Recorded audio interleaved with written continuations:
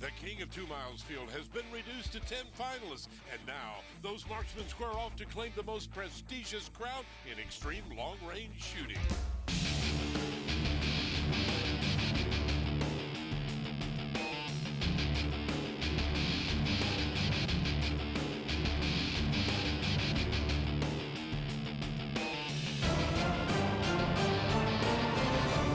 Welcome to the NRA Whittington Center in the finals of the King of 2 Miles.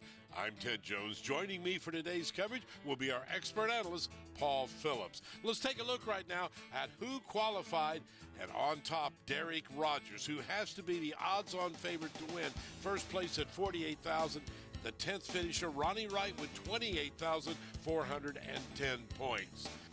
Each competitor will get 15 shots, 5 shots at each target, but you can't advance to the next target until you hit the previous target. Here's the killer, a 10-minute limit to do all of that. Target number 1 is 1.5 miles away. It's about 33 inches by 41 inches. Target number 2, 1.75 miles, and the target gets bigger, 42 by 54 inches. And finally, 2 miles away, because that's what this is all about. 4 feet by 5 feet is that target. Taking a look back at what happened on this, our first shooter was Mitch Fitzpatrick. He was the number 6 qualifier. They drew numbers to see who shoots first and so forth. Looking back at target number 1, it took him his 5th shot before he had a hit. There it is, folks. You can see it swinging right there. Now, he moved on to target 2 after 5 shots. Hopefully, he would be able to only use 5 shots on that. We move forward in time now. Target number 2, the 7th shot that Mitch has. So we're shooting from 1.5 to 2 miles in the finals. The time of flight at 1.5 miles is 5 to 6 seconds. So the spotter can utilize that to help himself out. 1001, 1002, 1003. All the way out to 2 miles, it's 7 to 8 second time of flight. It takes forever when you're sitting there counting off in your head. With AMO, what's battling here is the wind drift at these distances. A 10-mile-an-hour crosswind at full value is about 20 to 25 feet of wind drift at 1.5 miles. So that's how close you have to be on with these wind calls. Well, that was shot 9 that he just took, and he missed. And shot number 10. Load and be ready. That's a hit. Bingo. He had a hit on shot number 10. You saw it move right there in the lower part of your screen. So, unfortunately, that was his 15th shot. He did get 2 hits. They get points for that. Our dope was pretty good on the first target, actually. The second target, I screwed up. I screwed up big time, and I wasn't holding the right amount, and that really kind of screwed up our chances of getting hit on that target, and no excuse for it. Our next shooter up was David Griffith, who finished 8th after qualifying, and we'll pick up the action here with shot number 3 for target number 1. Show you what happened. Remember, he's shooting 1.5 miles. We have to wait because Paul just told you how long it takes that bullet to travel. It was a miss, folks. You could see it was low. So no right bottle on target at 3 o'clock. Come up 1.25 minutes. Yeah, if there's a variance of 10 feet per second at these distances, that could raise your bullet 4 to 5 feet of elevation. That's how important it is to have really low standard deviations, really low extreme spreads. Shot number 4 was also a miss. We'll show you shot 5, and then we'll give you the bad news here. After all 15 shots at that target number 1, he did not have any hits. I was going high, low, but it kept working up high. So the longer I shot, I think my rounds were heating up in the sun. So it still started creeping up. I was holding low. Just really couldn't get in consistency. Loose nut behind the trigger. Our second place qualifier is Walt Wilkinson, who shot next, and we'll take you forward to shot number 10 right here. He's still shooting at target 1, so remember, he was supposed to hit that the first 5. He's all the way up to shot number 10, and he still hasn't hit. So we'll move on now to shot number 11 to give you an idea of how close he came to the target. Watch closely. You'll see how close he came. Unfortunately, he takes all 15 shots and never did hit target number 1. So we talked to him about the shadow effect. The big thing is the targets are in the shadow, all right? And the other thing, the gun being angled up that steep, I found that I wasn't getting a real good, consistent recoil on the shoulder. So maybe having something underneath my chest would have helped a little bit with that, but still, that's a long way. Our next shooter was our expert analyst, Paul Phillips. He finished 5th after qualifying. What happened out there, Paul? Well, we started off the first, 5 or 6 shots with my spotters behind me trying to see. It was a really dark shadow downrange, and they just couldn't see the impacts, plain and simple. What I did was I went ahead and stayed in my scope so that I could see the impacts myself through my rifle scope.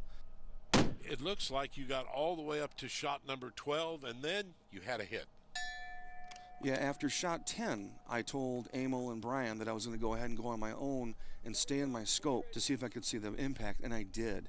Once I saw the impacts, I made a quick adjustment, and I made an impact at the first plate. So you're now your own spotter. I was actually helping out to be a third spotter. I noticed that when I was looking through my rifle scope, I could immediately identify those hits.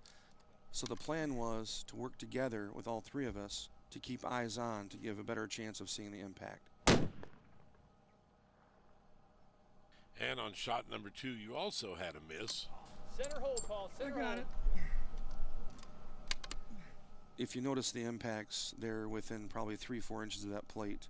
So unfortunately, we were really close, but didn't make that final hit.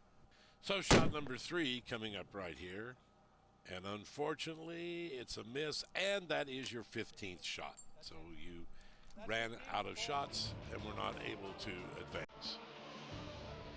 Our next shooter, Duncan Davis. We'd like to thank some of the sponsors who've made the series possible, including Burger Bullets, Applied Ballistics, and Bartline Barrels. We'll be back with more after this.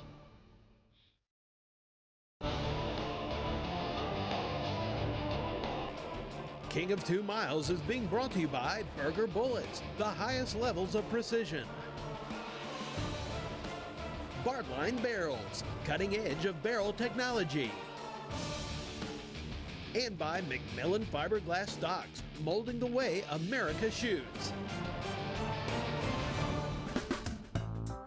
Welcome back to the finals of the King of 2 Miles, coming to you from the NRA Whittington Center in Raton, New Mexico. Right. Or just go 1 mil to be safe. 1 mil right. Our next shooter will be Duncan Davis, who finished 7th after qualifying. And Paul, what is that box on the end of his scope?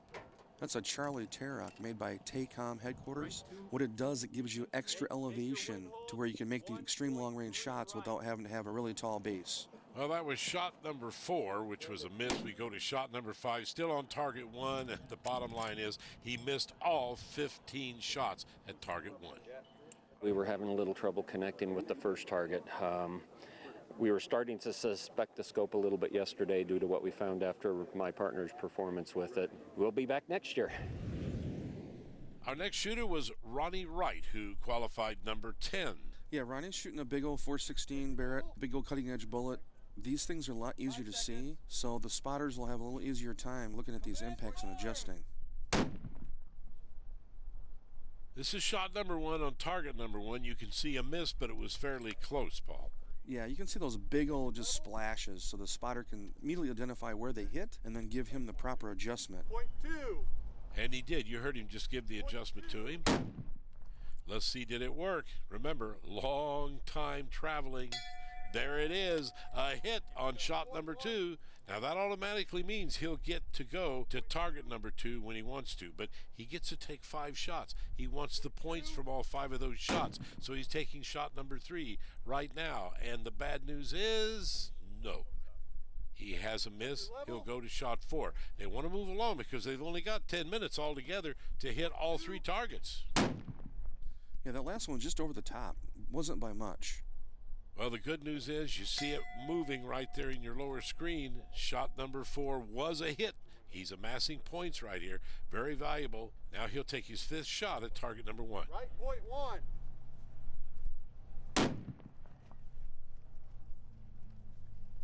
And unfortunately, you see that one is high and a miss also. Take a look right here at how he did do. Out of 5 shots, he has 2 very valuable points, Paul. Yeah, those bigger bullets, you know, they're easier to see and make adjustments, and they did it. They made 2 hits on that plate. That's going to give him a little bit more points. It's going to be the top 3 running right now. Target 2 are on the 9th shot right here. Why? Because that was the first one that he hit with. There you see it. Him hitting with that. So that's very important. As the points amass on target number 2, he gets to go to target number 3, which is what it's all about. That's 2 miles away. Bad news. This is his 15th and final shot. Time, Ronnie. You got 7 seconds left. And he had a miss. We asked him how his scope played into the attempt. I had time to dial my scope up, so I had 32 mils in the scope. The elevation for that target was 34.2. So the wing and a prayer was I didn't hold my last 2.4 mils for elevation in the scope. And it's on me. I knew it was as soon as I cracked the shot off. So how did Garrett Fravor do? I mean, he qualified number 3. After all, he should do pretty well. It was tough. Remember, the first target, 1.5 miles away. Command's fire! And most of the guys could never hit that. Here's the first shot by Garrett.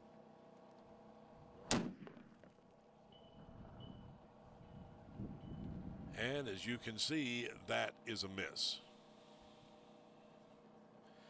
So we jump forward to his final shot, which is the 15th shot, and unfortunately, it was also a miss. He said he had wind problems. Right quarter high. It's a long ways away. There's a lot of wind between here and there, so, you know, it's right around it, is what it is. After the break, our next shooter will be Randy Powell. We'd like to thank more of the sponsors who've made this series possible, including La Pua Bullets, Stiller's Actions, and Macmillan Fiberglass Stocks.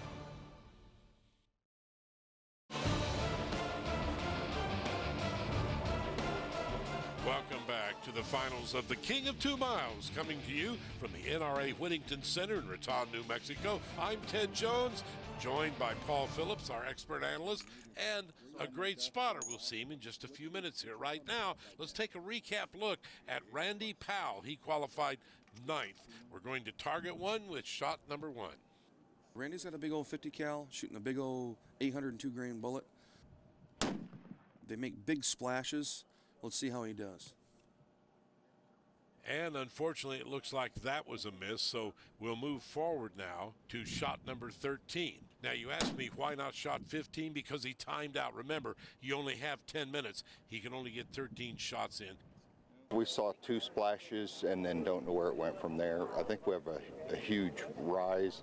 A 5-mile-an-hour wind here could be pushing 20, 25 up the hill. So it's hard to say when you can't see your splash. It's hard to adjust for it. Let's move ahead now to the 4th qualifier. That's Dan Polabel, target 1, shot number 1. Yeah, Dan's shooting a 338. The winds are up. Command's fire! The shadows are in. They're going to have a tough time with this cartridge at these distances. Because it's a lower caliber, so you don't really see the hit near as well. So you don't know how much you're missing it by, especially at 1.5 miles. And he missed that first shot. We'll move ahead right now to shot number 15.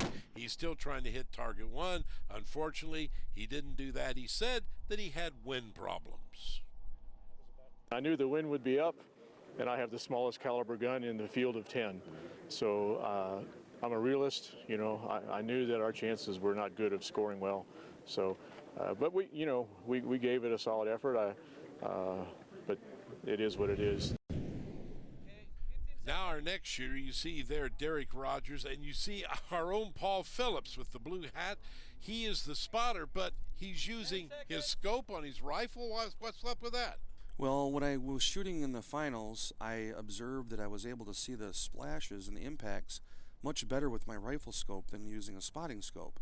So we were going to utilize that, what we learned from before, to help out Derek. So this is what I'm doing. I'm helping him out. I'm right next to him, where we can communicate to each other and shoot faster. And I was able to see the impacts every single time and give him adjustments. Hey, we saw it was high right there. So now you're giving him an adjustment. Let's see how well you did. Long time for that bullet to arrive. And there it is, folks. Hey, you did a good job, Paul. He had a hit on number 2. He's going to squeeze off number 3. Remember, you got a 10-minute limit here. You don't want to dilly-dally. Yeah, if you notice the shadow there was tough to see. You really had to count off the seconds of time of flight and really have your eyes open and concentrated to see those shots. 3 was a miss, but shot 4, yes, a second hit right there. Starting to amass some points. Shot number 5, he already has the right to move now to target 2, which is 1 3/4 miles away. And that's going to be even tougher. Target number 1, he got 2 out of 5. That's some pretty good points. Remember, it's all going to be about points. But you can bet the guy with the most points is the guy that's going to be able to hit 2 miles. And we haven't had one of those yet. Derek Rogers, though, is going to move ahead to target 2. So we made the transition. We've adjusted our elevation with our AB solutions. We're at 67 seconds of time of flight. And they're way high, Paul, so what did you tell him? Down 2 minutes. If you notice, I said down 2 minutes. So I actually saw the impact, made a quick adjustment, and Derek is just so fast on the gun. You don't have to wait around for him. Oh, I saw him reach up there and adjust that scope immediately. Let's see where this one is, if we can tell. Yeah, still a little high, but much closer. Half right. Yep, I told him to come down a half, right a half. Move it. Send it. Where's Seb?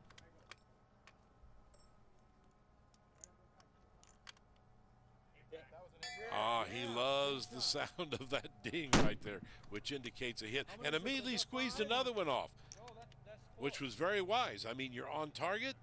Yeah, you hit that one again. Yeah, those are about 8 inches apart. We were trying to take advantage of the wind, and Derek is the best in the world at shooting fast. Unfortunately, shot number 5, the wind moved in too quickly, and he missed that one.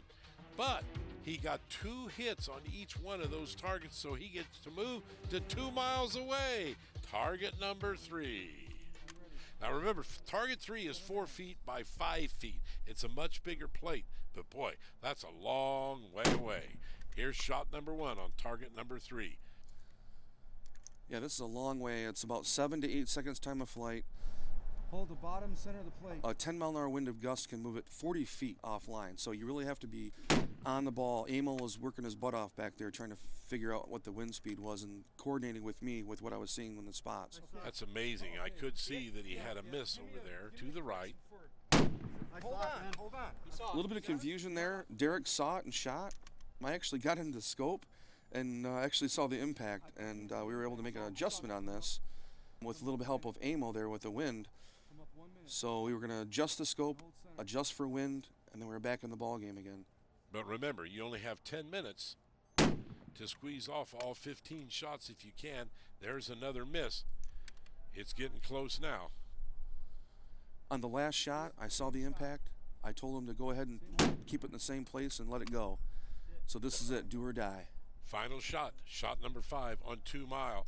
And he hit it!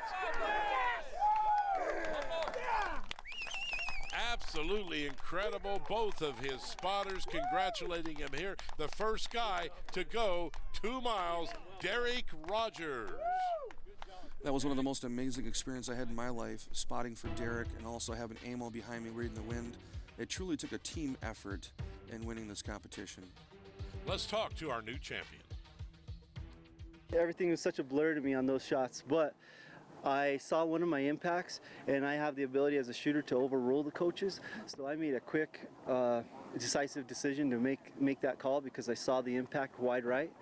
And I think Paul jumped off his gun at the same time I shot, so he got back on it, saw the impact. We made a small correction, and that next shot I think was the one that hit. So there sits the crown awaiting Derek Rogers, and we'll have more of the King of 2 Miles when we come back. We'd like to thank one final group of sponsors who made this series possible: Night Force Optics, Lone Star Field Products, and Z-Max.